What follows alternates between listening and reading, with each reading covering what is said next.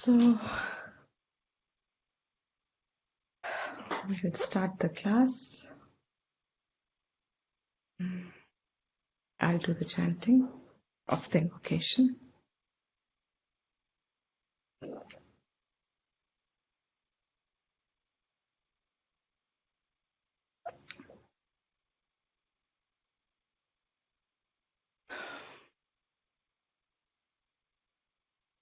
Om Sahana Bhavatu Sahanau Bhanaktu Sahaviryam Karavavahai Tejasvinavadhitamastu Ma Vidvishavahai. Om Shanti Shanti Shanti.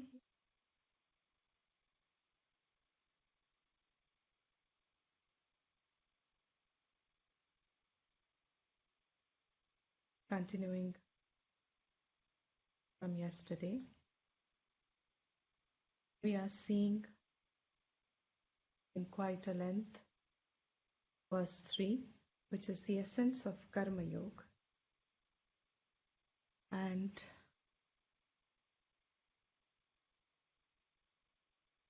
though it is not difficult at all to bring karma as yoga, to do karma as yoga, but because of a lot of infiltration of different ideas and understandings simultaneously within us, there's a mix-up that happens, and so a little discernment becomes necessary to identify correctly to whom are we oblating the action, which will then become a part of Karma Yoga. So our attempt has been to understand what is Ishvara, what is Ichcha, what is it that is going to be the benefit, quote unquote, of Karma Yoga, what is Chit, what is Chitta Shuddhi, and now that Chitta Shuddhi is going to be Mukti Sadhakam. A very broad understanding of Chit, as we said, is a seat of one's impressions. And these impressions very predominantly, generalizing it, Shastra has classified them as Raga and Dvesha. In other words, as long as Raga Dvesh is held in oneself, in the Chit, in memory, in conclusions, as impressions, these are going to be the obstacles for Mukti. So Chitta Shuddhi means freeing oneself from the inherent force of Raga Dvesh that has been accumulated from the past. It also means, that going forward, when one becomes a Karma Yogi, when one begins to adhere in it, in the principles that are laid out, going forward, Karma Yoga will prevent further Raga Dvesha. So no new, in that sense of a strong force of Raga Dvesha, is generated, because Ishwararpanam is a direct counter of Raga Dvesh. Mukti Sadhakam is now the point we will take just to understand a little more. This is a force, Mukti का साधक है चित्त शुद्धि, और चित्त शुद्धि का साधक है निश्चयाकृतम ईश्वर अर्पितम. Mukti is something that is aspired by everyone, in any living form. It is recognized as a constant need for superior form of happiness and uninterrupted state of happiness.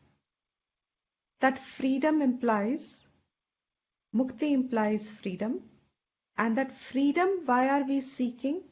Because it implies that we want happiness, and not ordinary happiness. It should be a constant, eternal happiness. This has been brought up in Kathopanishad. Nachiketas asks this as his third boon. Mukti is something that every prani seeks. So, in the world, you find there are various models, various theories, various beliefs, faiths. Many, all of them will claim that it gives mukti. The verse itself is Yeyam prete vichikitsa manushye. Yeyam prete. Ya yam prete. Prete means on death. This jiva, this entity which is now calling himself, herself as a living being, prete, on death. Vichikitsa manushye. On this manushya lok, in this being of world of human beings, vichikitsa, there is a lot of thinking going on. There are a lot of inquiry going on, exploring going on. What happens to this individual feeling when there is death of this individual? On death, what happens to this living being? इस विषय को लेके, इस topic पे, death के बाद क्या होता है इसका, इस विषय को लेके, टॉपिक को लेके, मनुष्य vichikitsa, there is a lot of theories and explanations and propositions and models and practices, all of them claiming ये होता है डेथ के बाद. And what is the thinking? Asti iti eke. Some say that this individual survives on death. The body dies, but the living being asti, hai, abhi bhi hai, chal raha hai. Na yam asti iti cha eke. And some others say that on death, everything ceases. This being disappears. There is no being. Extinct. It's a one lifetime. It's a one form. And that's it. Some theorize that there is a continuity. Some theorize that there is no continuity. This alone is your expression of life. This lifetime alone is what you have. There is nothing forward. Etat vidyam. Vidya regarding this topic. Etat vidyam. Is vidya ko leke. Anushishtam tu ayam aha. Nachiketas is asking Yamadharma Raja, who is the teacher in this Kathopanishad. Nachiket, being that boy of 9 and 10-year-old, he is asking Yamadharma Raja. Yamadharma Raja means the one who presides over death, the Lord of death. He is asking him, you Anushishtaha, teach me. Because you are the Lord of death, so you would be knowing everything regarding death. So you teach me etat vidyam, this vidya, of what happens, what is the truth. This is my varanam eshaha, of all the 3 boons that you have offered me. I think all of us know the story of Kathopanishad. Nachiketas gets granted 3 boons by Yamadharma Raja. And the third boon he has asked is Varaha tritiyah. This is my third boon. What is the idea? Idea is what happens to this conscious expression of individuality when there is death. Not only that, before birth, where was this being if it was? Is birth and death के बीच का existence alone that is real, or is there something before and after?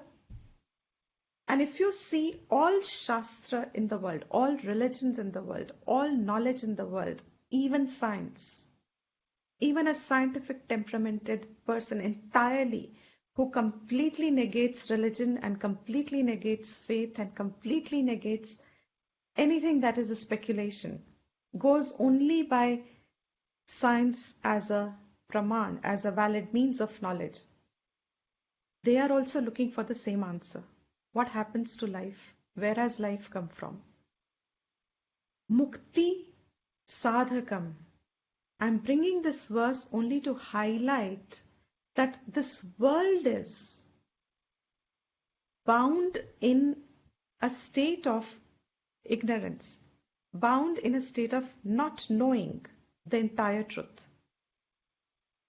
So what is every means of knowledge trying, or every religion in the world trying, any religion in the world trying? They're trying to give models. By following this, this is what you will get. Because basic outline is everybody is seeking freedom.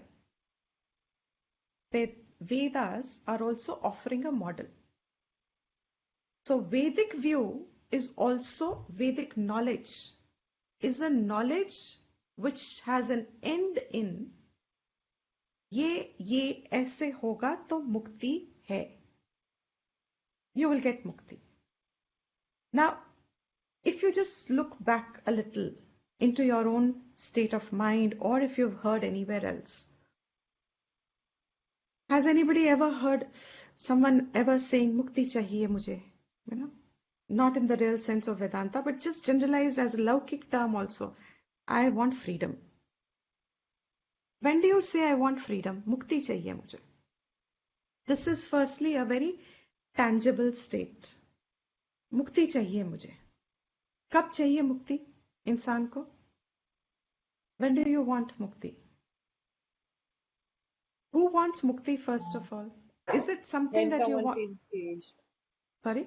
Someone feels caged, or when someone feels that I am ruled by my desires. So you want to just get out of that cycle when you are constantly getting up. You have a wish, you try running after it. It's a cycle, never ending one.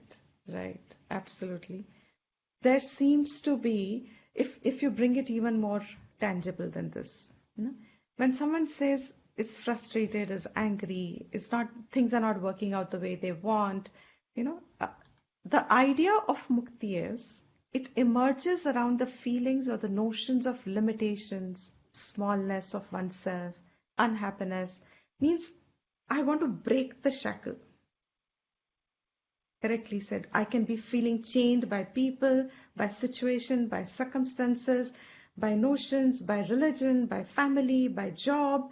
I want to break that. Wherever I feel I'm tied, I want to break it. This is that seed of mukti that we are constantly seeking, Vedanta tells us. कि अगर आपको एक चीज से भी freedom मिल जाएगी ना, so there'll be something else tomorrow that you're going to tie yourself with. So this constant urge within that I will not stop, the struggle inside a living being will not stop till you have discovered a state which is lasting freedom. Lasting freedom and joy. They are synonyms in this context. That mukti ka sadhan Vedic view mein, from Vedic knowledge, is chitta shuddhi, and chitta shuddhi is got through karma and upasana. And on chitta Chitta Shuddhi directly is not going to give mukti. This Chitta Shuddhi is going to be an indirect means for mukti. This Chitta Shuddhi will now get the knowledge of who you are, and that reflection, thinking, knowing the nature of oneself as who one is, will become the direct means for mukti. That's the model. So in the fourth verse, third verse said, Ishwararpitam, Nechayakritam, Chitta Shodhakam, Mukti Sadhakam.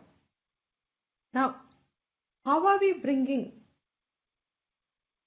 Ishvara into the context of life?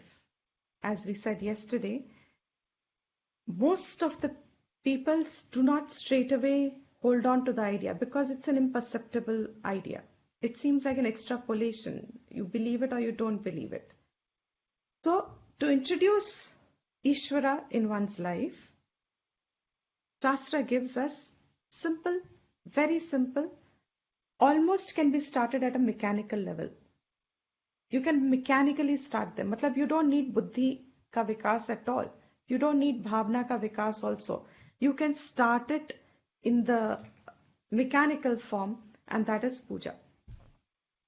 So the three instruments that you have in yourself as sharir is your body, your speech, and your mind. Through these three means, you can introduce karmas as yogas using any of these. So, kaya, vang, manaha, karyam, uttamam. Each one is superior to the other. Karyam done by kaya is physical body. Karyam done by speech, and karyam done by manaha, manas. So, kayika karma, vachika karma, manasa karma.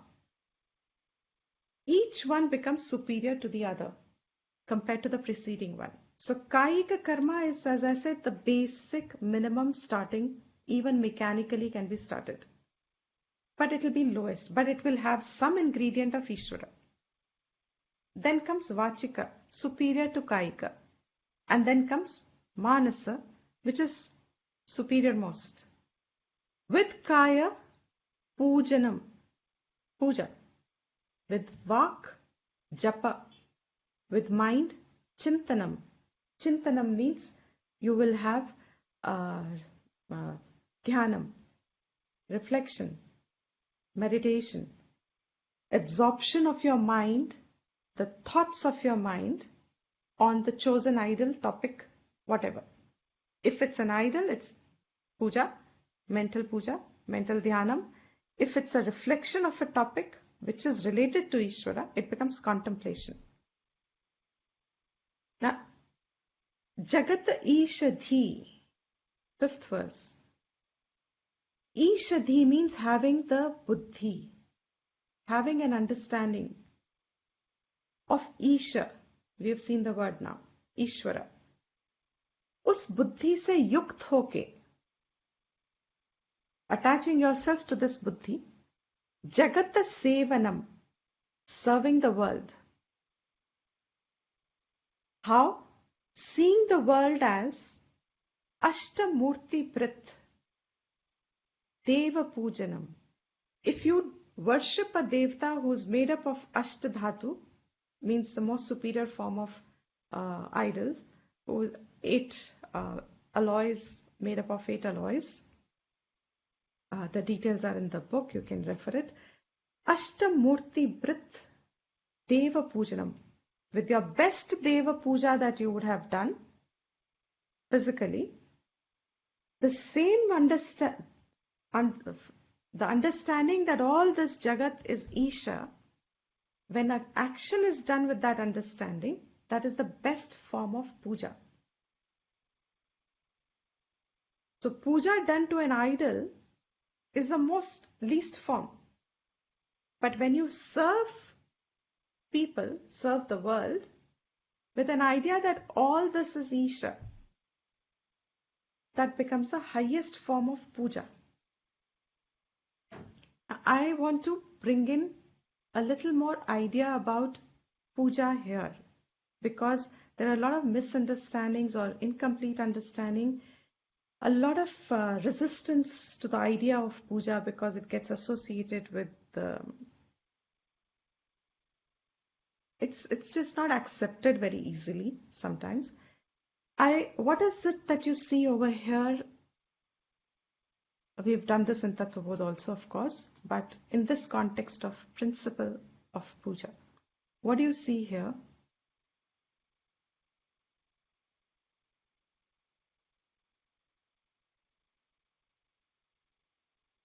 No? It's a reflection of sun. A glass building, having glass, entire wall as a glass, and a sun is getting reflected on it.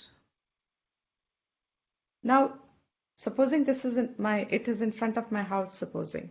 I stand in the balcony. I can't see the sun in the east. My house is facing west.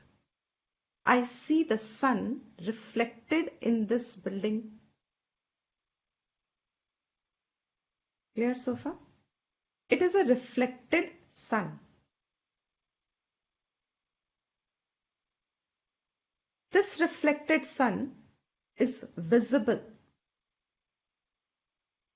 I can see it. The sun behind, which is the real sun, is invisible to me. What is visible to me is only this, but it is indicating to me the invisible sun. What I can see is visible reflection, but I know the invisible sun, real sun. The building that I see is actually an inanimate object. It's inanimate, but it has the capacity, because of glass, to reflect. In the inanimate building, when I see the image of sun and I do my, say, namaskar, Gayatri mantra, or I do some puja, or I just acknowledge sun, who has received your prayer, your action?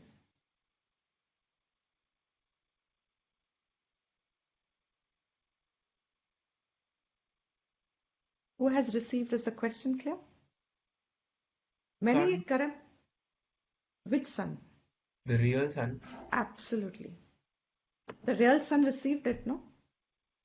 But I couldn't see it. And if I don't see it, there is no opportunity for me to even acknowledge it. But here, because of the reflection, arose a certain opportunity to acknowledge a truth which seems to be not a part of the building. It's not a part of the building. It doesn't make the building. It is in no way in connection with the building.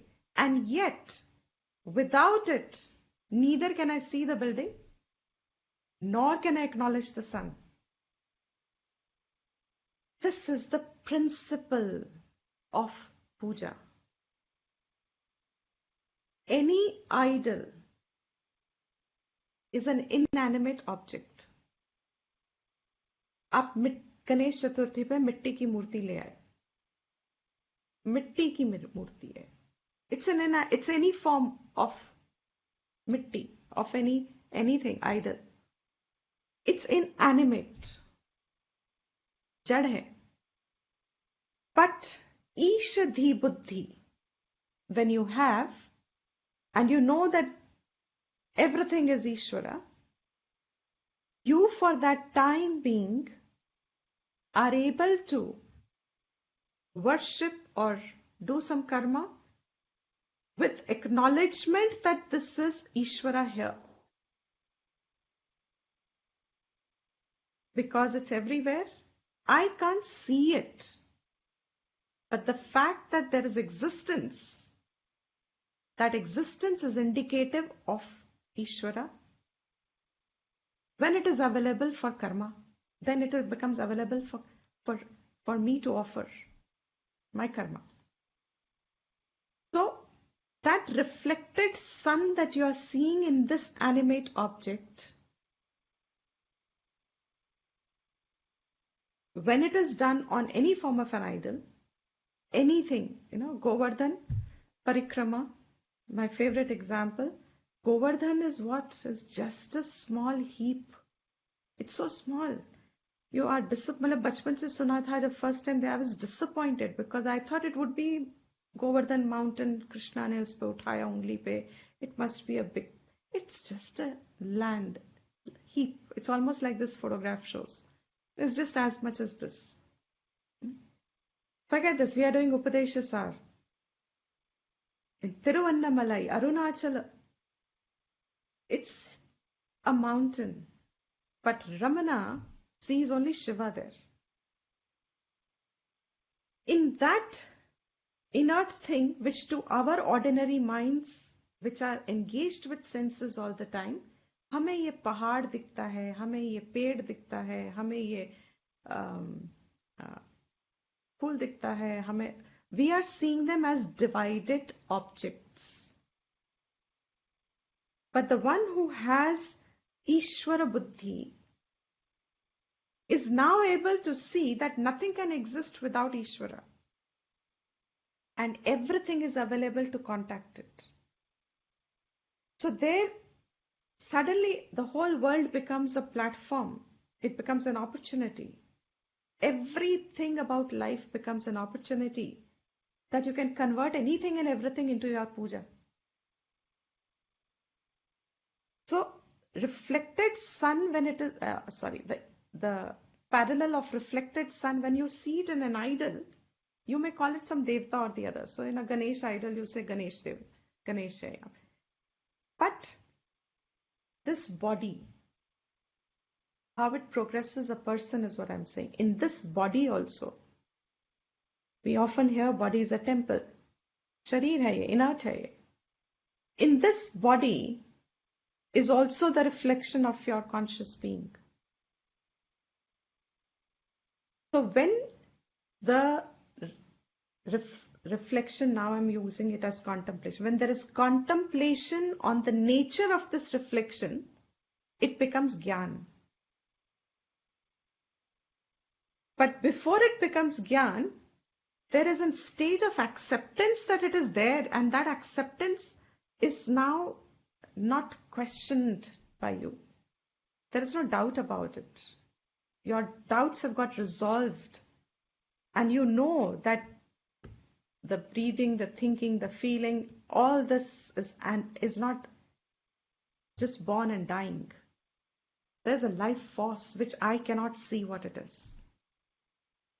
But there is a consciousness, there's an awareness, there is something which seems to be pervading every aspect of knowledge and life I have. Constantly there. So when I am imposing, this is imposing now, on that inert, say, mountain heap, when I'm imposing Shiva on it, I'm deliberating Shiva. It's a willful action. Kailash पर्वत पे सिर्फ पर्वत है, मगर generation से उसको हमने शिव का अबोर्ड मान लिया. अगर हम उसको, if I'm a Westerner, it is not a Shiva abode for me. It's just a mountain. I am supposed, nobody has been able to climb Kailash, I believe.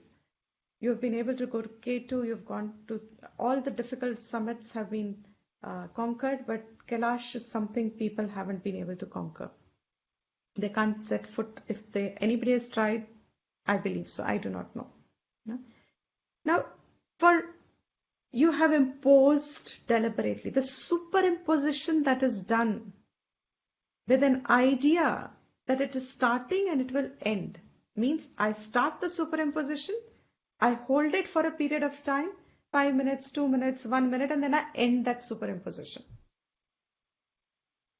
This becomes karma upasana. Now, once I have got that sanskar, means I am now able to tune in. I don't forget. May I see a plant, it's difficult for me to just pluck a flower easily. Or it's difficult, and not that it is not possible, but you just feel wherever you can lessen the hurt or injury, you would rather do that. Because all this is an expression of the same life force. The life force that runs here is the life force that runs in every smallest of plant and being. Now, with that acknowledgement, every person in the world becomes an opportunity to do sevanam.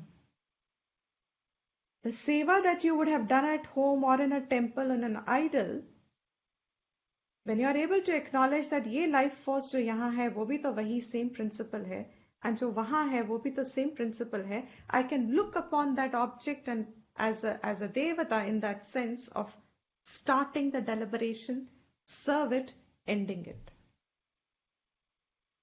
Jnana, I'm repeating myself, you only come to that aspect when you start reflecting deliberately, consciously, contemplating what is the nature of this consciousness. What is the nature? इसका स्वभाव क्या है? This life force का स्वभाव क्या है? How does it express? So, with this puja principle, I hope it's fairly clear now. Through these three Jagata Ishadhi, when we are able to serve the world with this bhavana, it is as good as Ashtamurti Brit Deva Pujanam. So, the first one he has now explained away. What is Kaika Karma? Karmas that are possible to be done with your organs of action, converting them into Ishvara, Arpanam. And the best is when I serve the world, Ishadhi Yuktaha, joined in my thinking that all this is Ishvara itself. So far clear? Anybody has a question?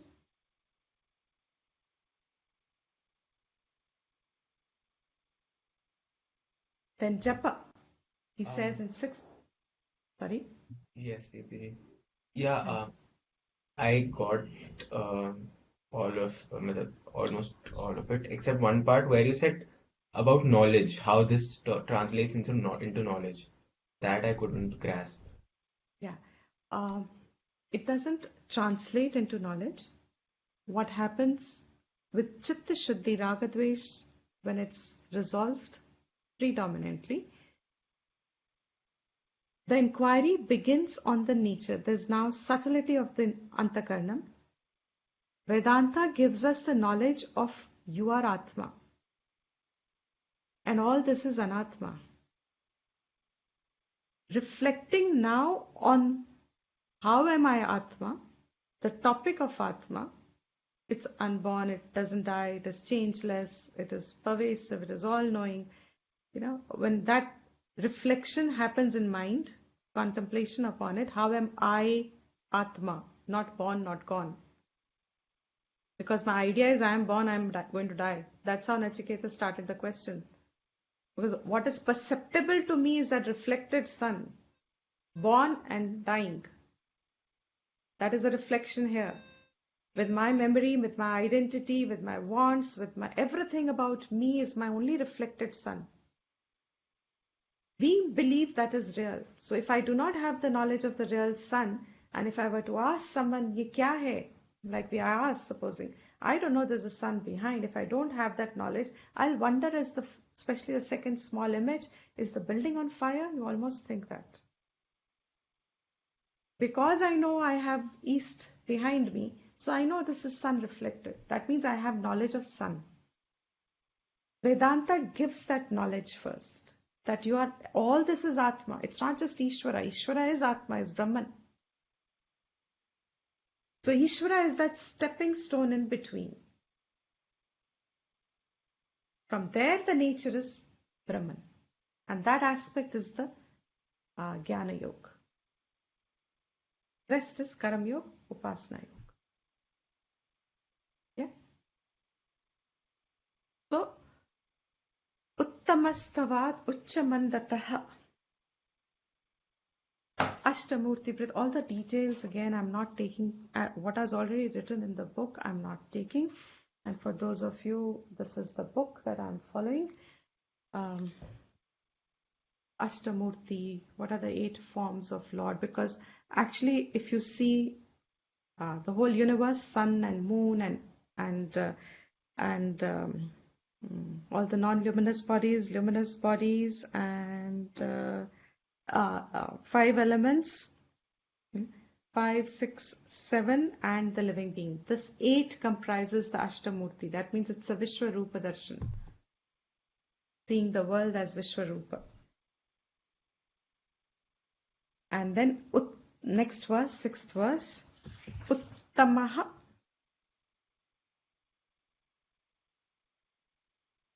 Uchamandataha.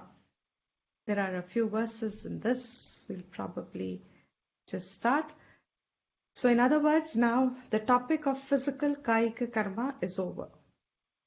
Now, a person who wants to establish in Jnana Yoga, that person whose mind is distracted today is split into Raga Dvesh, is split into insecurities and wants, and everybody has this in different degrees.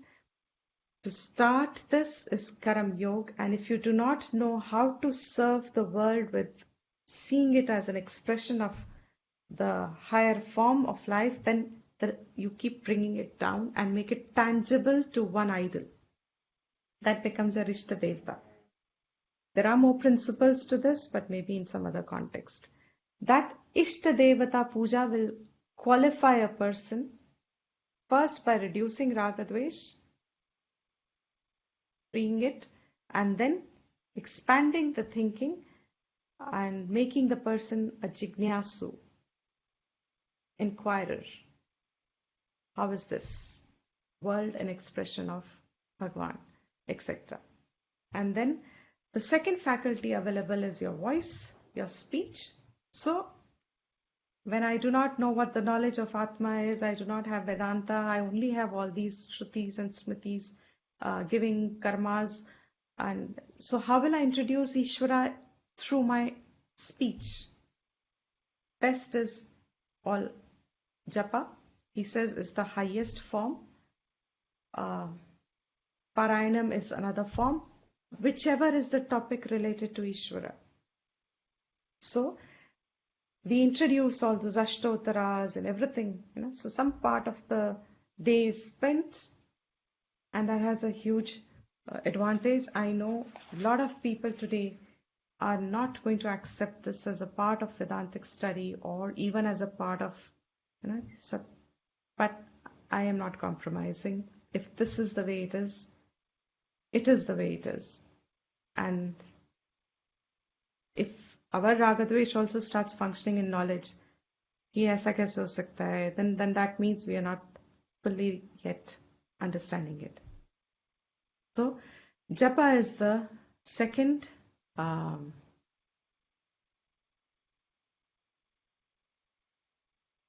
tool that one has. So as japa, he says you can do it in 3 ways.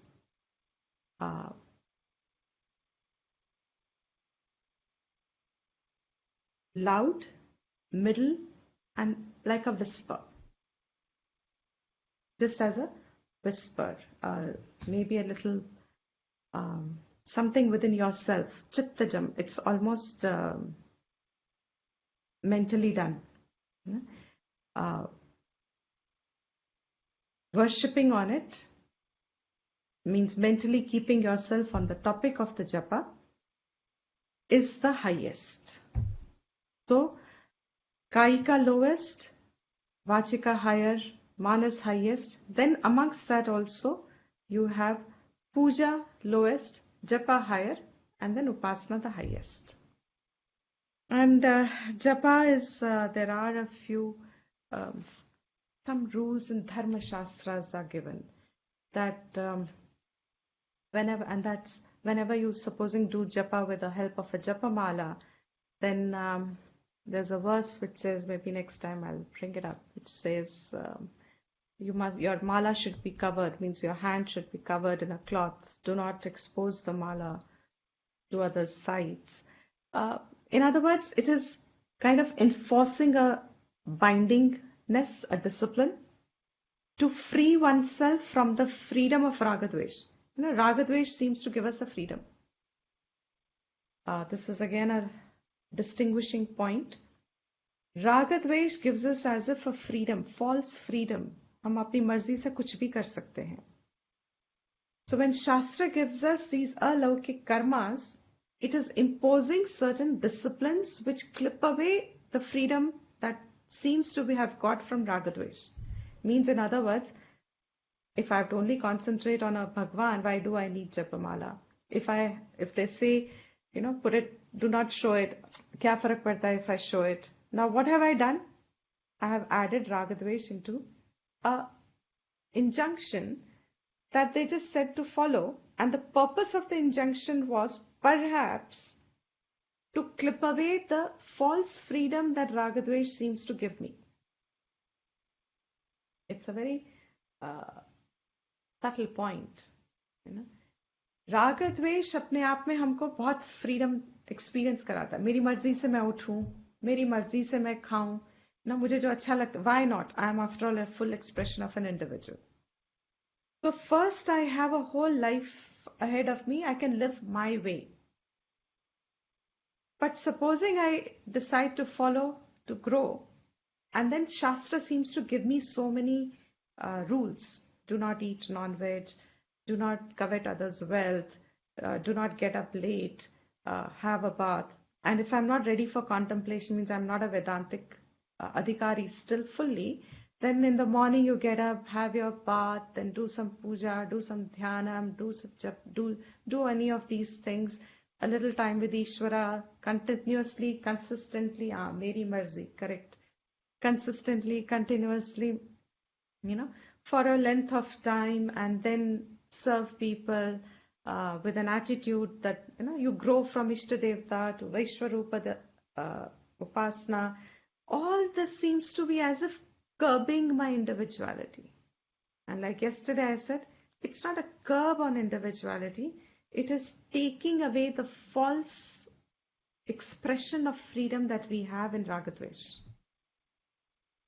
So, once an injunction has come, then you have to fight yourself from within to say, this is not what I want to do, or this is what I want to do now. Why should I do it this way? Why should, etc., etc. So, chitta japaha dhyanam uttamam. So, highest then becomes mental japa. Mentally, your mind is able to keep the form, the idol, the deity, and worship mentally. Can I ask a question? Mm-hmm. Yeah, regarding the cloth. Again, the cloth that we have to hold on while doing the mala. Yeah. I sort of understood the point of how that is for us to clip away from freedom that rag and dvesh, expression of rag and dvesh put towards us. But won't it still be binding to a certain extent? For example, in a situation where I don't have a cloth, maybe, and then that binds me from doing the puja, even though it's not even directly important for it. Absolutely correct. That is why I said, I think yesterday or maybe a day before last class, that they all have, there are two edges, a sword with two edges. While they give us advantages, if I'm not understanding it correctly, or I don't have the, initially they can also create in me fear and superstition and anxiousness, things like that. So, because I don't have a cloth, I'll give it up only. It's not necessary. That's where parampara meant that you would always have elders to guide you. You will always have teachers to tell you. This is a living parampara. Teaching is a living parampara. So you always have people to refer back to in society to guide, to say, okay, if I don't have a cloth, is it better not to do it, or should I do it without the cloth? So the idea would have then been, they would have said, okay, once in a while, it's okay. But make sure you don't then get into the freedom of doing it, whatever it's, till you have grown out of it, till you don't need it at all. So if I supposing reach the time where I say, okay, mentally I'm able to now do it, you know, so then I'm even free of the mala. Where do I even need the mala? So I'm even freed from there then. Idea is to only pick it up, to leave it. Idea is use it, grow, and leave it.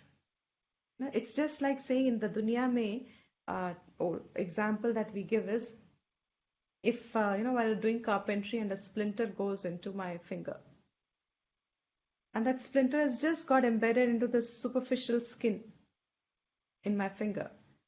Now, to remove the splinter, what do I need?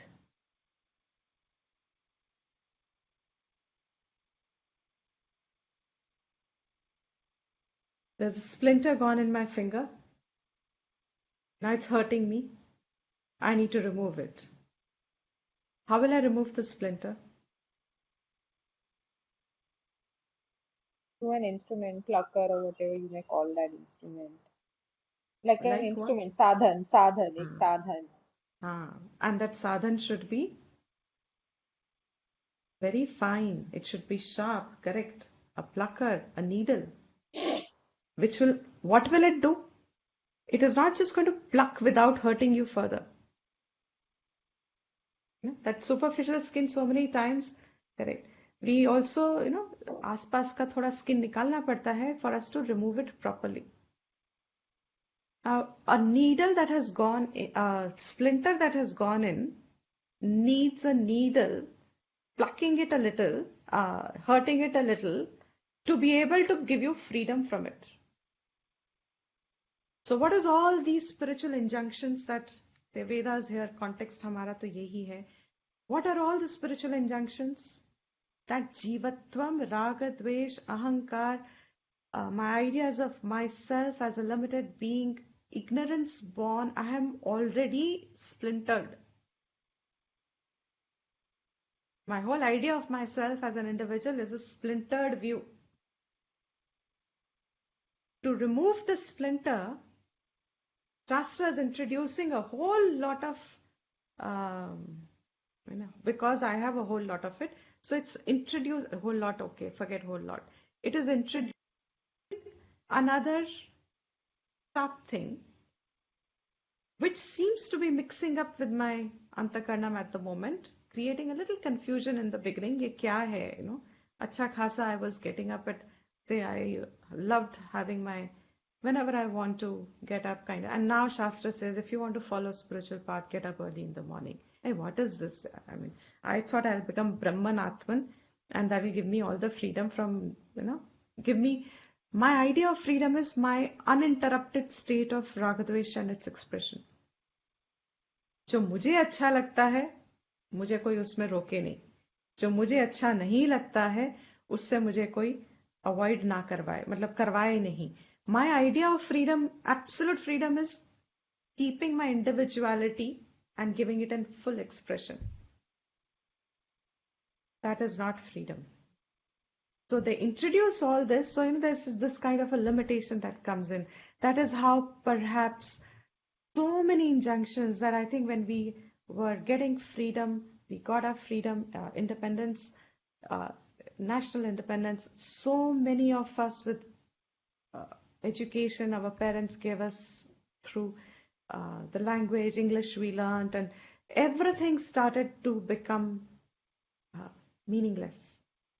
Because the orientation of life was supposed to be only khao, pio, earn more, get a better facility for yourself, earn more, work more, better. So what happens as a process? All this becomes even more taxing. मुश्किल लगता है, society में ये follow करना भी मुश्किल लगता है. So idea is that these are implanted inside with an idea to break free from the very swabhav of seeing oneself as an individual. These are the principles. How practically they'll turn out to be is how, this is the knowledge of it, this is how it works, is dependent upon each individual. That, yeah.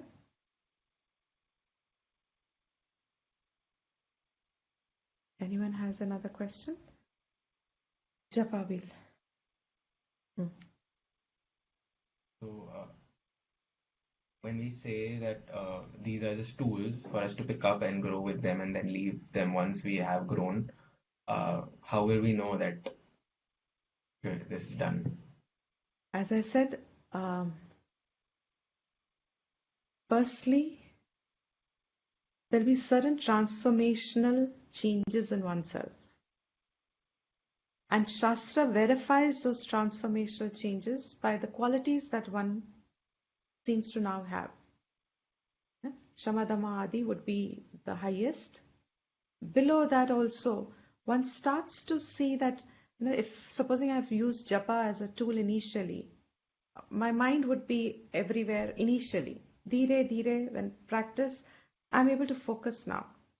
Now, because I'm able to focus, I can go travel in a train, in a plane, I don't need my mala, I can still keep my mind focused for a little time. I know I have become free of it. Because I can now do it. But there'll be a catch here, which is only, of course, as an advice sent across. Always be watchful. Mind has its own very many tricks. So even though I may do it for a little period of time without it, if I'm not sticking myself to practices, whatever the Shastra tells me, in a long length of time, long would be many years, it could be janmas also. If I don't keep that practice, dhire the senses become powerful again. Am I making sense? So once you grow out, this is not a permanent state. You're supposed to now direct the mind to study. So you've achieved the focus through japa. You've achieved your chitta shuddhi, relative shanti of the mind. It's relative shanti, relative detachment, relative objectivity, relative cheer, relative inner strength to fight adversities. Because you firmly believe in all these, there is no doubt, jo aa raha hai, jayega bhi, so it doesn't surprise you. Good times, bad times are impermanent. You're not longing for them. You're already finding that you are different from the prakrit स्वभाव जीवा. कि थोड़ा फर्क तो तुम में और वो प्राकृत नेचर में ऑलरेडी आ गया है. So now you know, Shastra, that's why Vedanta becomes a very important part of Vedic view. The problem in modern study of Vedanta has also become is we are removing the preparatory part and only focusing on Vedanta either, or people are only focusing on the Chitta Shuddhi part and removing Vedanta. So yoga and all that karte jao, they've removed Vedanta. The whole emphasis is on Patanjali yoga, or the whole emphasis is on just on doing, yoga and samadhi. But you have removed the knowledge. If you don't even know who you are, up to this point, of course, it's better than being a complete at loss. So those practices are necessary, but they are not end. So at some point you will realize that your mind is now free of those, and this is an inner acknowledgement. You know it because suddenly you realize कि जो चीज average इंसान को तंग करती है वो शायद अब तुम्हें नहीं करती, शायद तुम्हें पहले करती थी. उतनी भी growth is a big growth, उतना ही शांत हो गया मन आपका. That you know that what is to be done is to be done. Now Ragdvesh is not functioning in it. Your clarity is there because you've got disciplined. But at some point, now this is, I'm extending it to another level completely. At some point, much later, you may realize that what you, with a sense of duty, had purified yourself, at another point, that sense of duty will become an obstacle. And you know now that you're free of the sense of duty. But that may confuse at this stage, I know. Because at this point, it is only, in other words, whatever you're holding as a tool, when its job is done, there is an, it's, I'm forgetting the real word. It's self-revealing. आपको पता चलता है, because you've broken a shackle. See, just as I know I'm bound today, nobody tells me from outside. There's a simple habit like I must have my tea in the morning, supposing. I know मेरी आदत है वो. I'm bound today. If I don't have tea at a particular, even if it's the caffeine in the morning that I depend upon to get my senses to start, a life on, it's a simple physical phenomenon. But I know, मैं बंधी हुई हूँ ना. I cannot be that without my cup of tea. So when I go through the idea of freeing myself, if I have freed through the habit of morning, I've become independent of it. पीना भी ठीक है, नहीं पीना भी ठीक है. I know it. Because I am the same drinking or not drinking. So on this, I mean, actually, I'll take like I had a doubt from one of the classes that I was watching in Tattva Both regarding the same topic, where you said that मतलब it's wrong to give into that binding habit, but it's also wrong to suppress that binding habit. But for me, I mean, if I say personally, I can't straight away get over it or grow out of it. I have to suppress it only to not give into it. For me, there are only two choices at this point of time, say for any binding habit. So suppression with knowledge. It's a deliberation. You've understood that you're suppressing it. That makes the difference. If the desire is held within and is suppressed, मुझे चाहिए but I am suppressing it, then it becomes a problem. But I know that I am suppressing it. There are thousands of things we should be suppressing at the right time. So then, like, the senses might still be calling for that desire, but the buddhi is aware that it has to be left. So the fight is still there. Fight is still there. And the only way to resolve it then is sometimes in moderation. If it's a sanctioned thing, I can leave myself. But it has to be sanctioned dharmically, means it legitimate, and knowing I will choose when I am allowing it. So it's okay. Like we used to have festivals, in fact, were meant because our society was so hugely religious at point of time. Festivals were meant to be days when you could indulge. And knowing our systems, we have festivals almost every 1 week. कुछ ना कुछ चलता रहता है. That means you would, but rest of the days, I don't know how, I don't even think in the present times people, but when we were kids, the days had regular meal plans. Dal, chawal, sabzi, roti, supposing. But once a month or once a week or on a festival day, it was a feast that you would look forward to. Now what had happened? Rest of the days, they were controlled. But it's not wrong. People have tastes, different tastes, desires for food. Allow it. But in moderation. That means I will now not indulge in it. What means by raga dveshas, I have it available on Zomato today whenever I want it. So what has happened?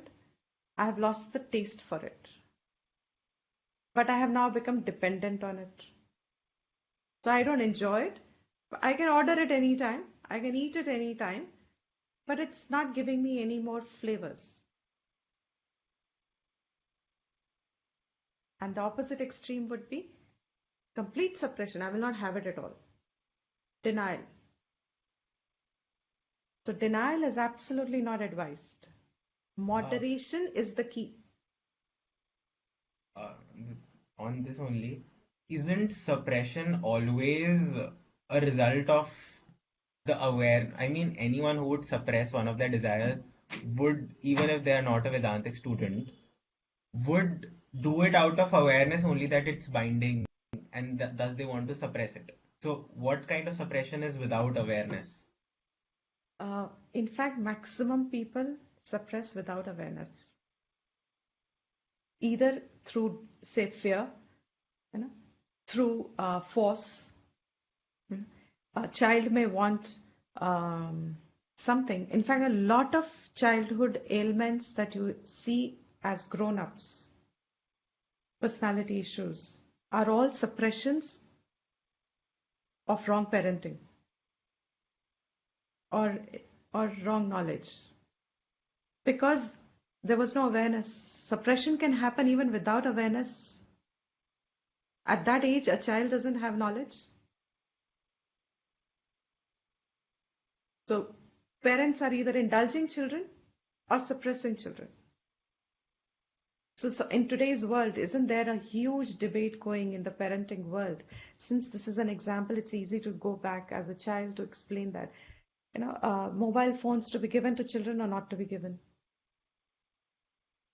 Now, our parents didn't suffer that conflict with us because there were no mobile phones. But every child in the school has it. If your child doesn't have it, your child has a complex. It's a suppressed desire.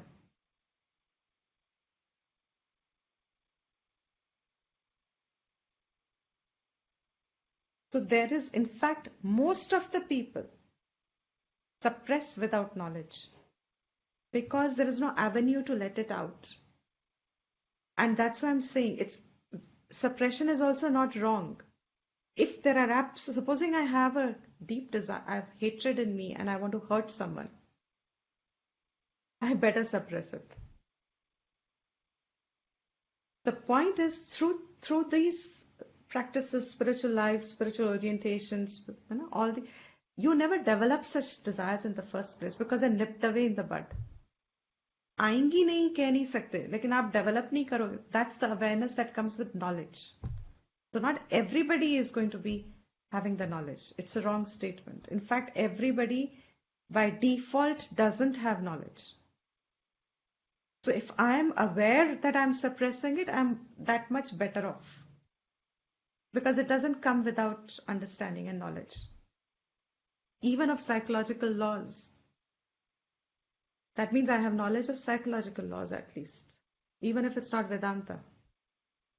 So it's not just like suppressing one desire, moderation. Other way sometimes is sublimation. I replace it with some other desire. So if I have to suppress one desire, and I know there's absolutely no way of fulfilling it, I can always replace it with some other desire, which is better and sanctioned. So that, whatever little the other desire disturbs me is now to some extent getting an outlet, but it is, so all this starts to become a discerning factor. Okay. Yeah, absolutely correct. You no longer need the needle. How do you know? This is a very good point. You no longer need the needle once the splinter is out. This is an answer to your question. How do you know you've grown out? So the needle is not needed once the splinter is out.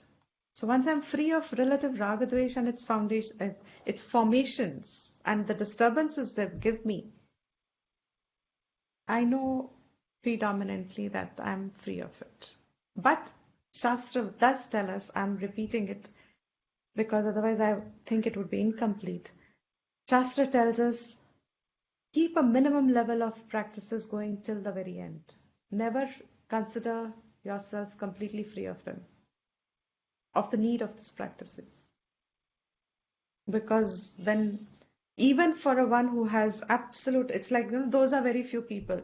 Ramana and Shankara, these are very, very few people. They're a handful. are we in that handful category? So by constant thing, you aspire to be in one. But otherwise, practices of some nature or the other. That's why I said the reason I am picking this book up before Vedantic study actually is so that a person has clarity. When actual Vedanta portion starts, then all this is not needed to be disclosed. By knowing all this, one just decides the importance of practices to be kept in one's life while the Vedantic study continues. Like even in Bhagavad Gita, a lot of these things are going to be covered. Only very few aspects are there, which is Atma and Atma. It's only in the Upanishads that the topic is entirely Atma and Atma. They don't talk about all these things. So I think we'll end the class here.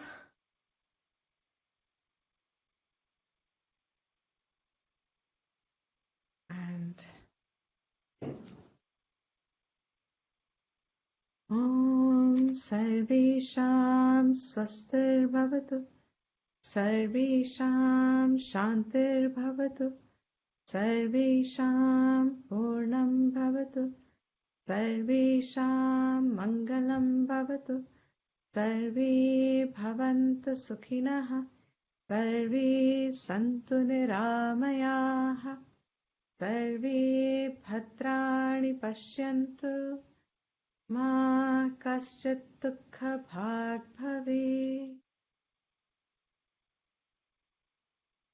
Om Swasti Prajabhyah Paripalayantam Nyayena Margena Mahim Mahishaha Go Brahmanebhyah Shubhamastu Nityam Loka Samasta Sukhino Bhavantu Kale Varshatu Parjanyah Prithvi Sasya Shalini Deshoyam Kshobarahitah Brahmana Santu Nirbhaya Om Shanti Shanti Shanti.